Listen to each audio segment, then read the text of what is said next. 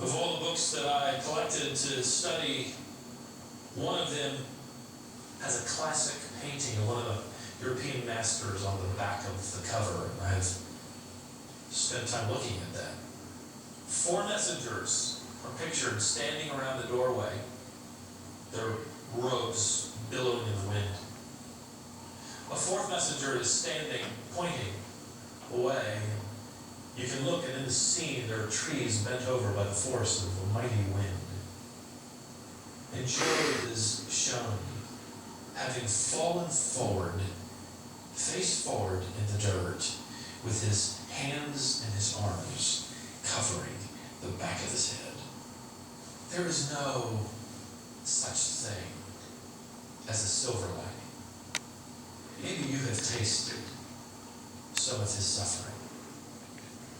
Some of you are in the middle of writing the most difficult chapter of your life. One pastor that I often read told recently of, "And I alone have escaped to tell you another stunning loss, tale of death, cruelty."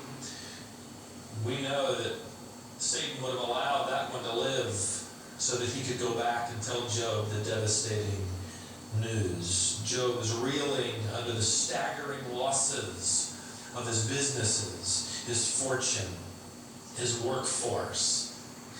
Maybe in a split moment, the thought crossed Job's mind, and he thought to himself, "At least I have my children." Interrupting that thought, perhaps another messenger plunges into the scene. Perhaps he is fighting tears. Verse 18, he stammers out while he's still speaking. Another came and said, "Your sons and your daughters were eating and drinking wine in their oldest brother's house.